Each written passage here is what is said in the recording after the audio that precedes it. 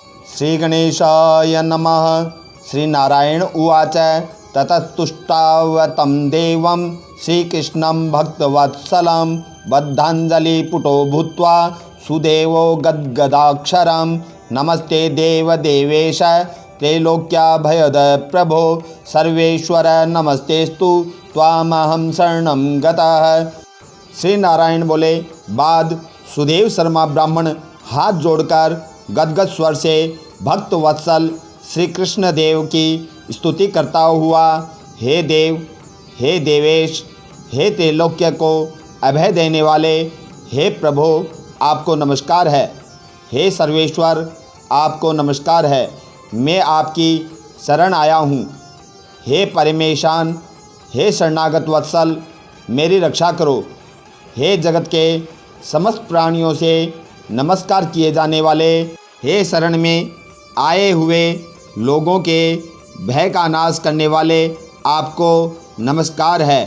आप जय के स्वरूप हो, जय के देने वाले हो, जय के मालिक हो, जय के कारण हो, विश्व के आधार हो, विश्व के एक रक्षक हो, दिव्य हो, विश्व के स्थान हो, फलों के बीज हो, फलों के आधार हो, विश्व में स्थित हो, विश्व के कल्याण के कारण हो, फलों के मूल हो, फलों के देने वाले हो, तेज स्वरूप हो, तेज के दाता हो, सब तेजस्वियों में श्रेष्ठ हो, कृष्ण हृदय अंधकार के नाशक हो, विष्णु व्यापक हो, वासुदेव देवताओं के वास स्थान अथवा वसुदेव के पुत्र हो, दीन वत्सल हो, ऐसे आपको मैं नमस्कार करता हूँ।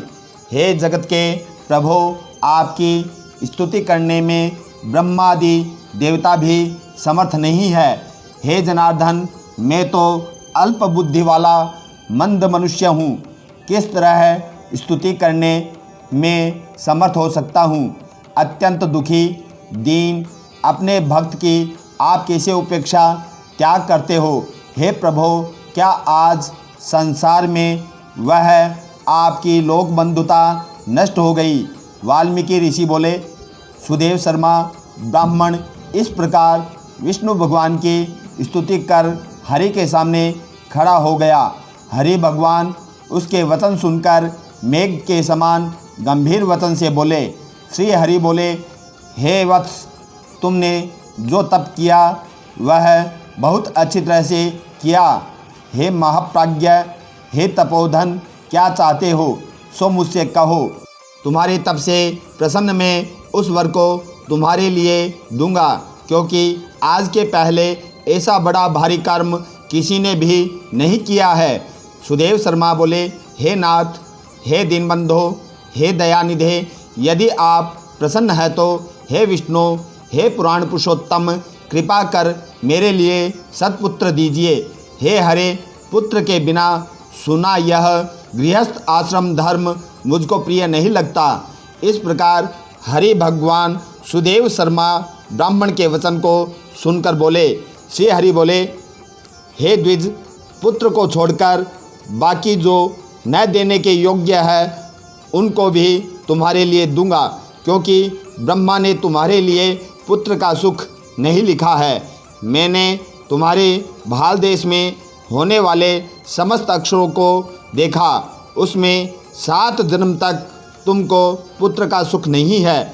इस प्रकार वज्र प्रहार के समान निष्ठुर हरि भगवान के वचन को सुनकर जड़ से कट जाने वाले वृक्ष के समान वह सुदेव शर्मा ब्राह्मण पृथ्वी तल पर गिर पड़ा। पति को गिरे हुए देखकर गौतमी स्त्री अत्यंत दुखित हुई और पुत्र के अभिलाषा से वंचित अपने स्वामी को देखते हुई रुदन करने लगी। बाद धैर्य का आश्रय लेकर गौतमी स्त्री गिरे हुए पति से बोली। गौतमी बोली, हे नाथ, उठिए उठिए, क्या मेरे वचन का स्मरण नहीं करते हैं? ब्रह्मा ने भाल देश में जो सुख दुख लिखा है वह मिलता है। रमानाथ क्या करेंगे? मनुष्य तो अपने किए कर्म का फल भोगता है। अभागे पुरुष का उद्योग मरणासन पुरुष को औसत देने के समान निष्फल हो जाता है। जिसका भाग्य प्रतिकूल है उसका किया हुआ सब उद्योग व्यर्थ होता है। समस्त वेदों में यज्ञ, दान, तप, सत्य, व्रत आदि की अपेक्षा हरि भगवान का सेवन श्रेष्ठ कहा है, परंतु उसमें भी भाग्य फल श्रेष्ठ है। इसलिए हे भूसुर, सर्वत्र से विश्वास को हटाकर उठिए और शीघ्र देव का ही आश्रय लीजिए। इसमें हरि का क्या काम है। इस प्रकार उस गौतमी के अत्यंत शोक से युक्त वचन को सुनकर दुख से कांपते हुए गरुड़ जी विष्णु भगवान से बोले। गरुड़ जी बोले, हे हरे, शोक रूपी समुद्र में डूबी हुई ब्राह्मणी को उसी तरह नेत्र से गिरते हुए अश्रुधारा से व्याकुल ब्राह्मण को देखकर, हे दीनबंधो, हे दया सिंधो, हे भक्तों के लिए अभय को देने वाले, हे प्रभो, भक्तों के दुख को नहीं सहने वाले, आपकी आज वह दया कहाँ चली गई। अहो, आप वेद और ब्राह्मण की रक्षा करने वाले साक्षात विष्णु हो। इस समय आपका धर्म कहाँ गया। अपने भक्त को देने के लिए 4 प्रकार की मुक्ति आपके हाथ में स्थित कही है।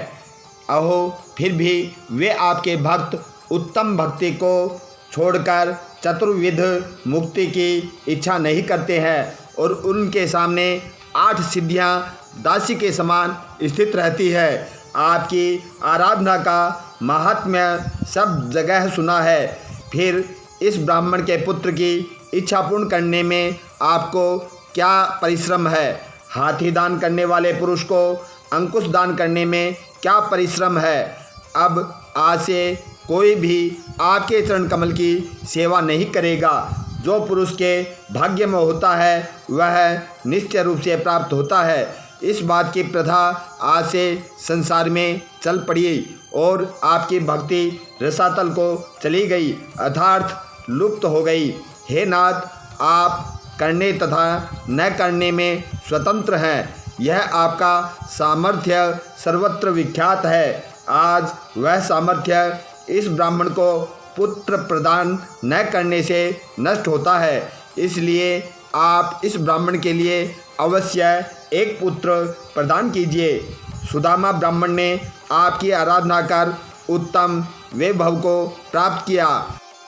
आपकी कृपा से सांदीपनी गुरु ने मृत पुत्र को प्राप्त किया। इन कारणों से पुत्र की लालसा करने वाले ये दोनों स्त्री पुरुष आपकी शरण में आए हैं। श्री नारायण बोले। इस प्रकार विष्णु भगवान अमृत के समान गरुड़ के वचन को सुनकर गरुड़ से बोले, अई पक्षीवर, हे वेनतय, इस ब्राह्मण को अभिलाषित एक पुत्र शीघ्र दीजिए।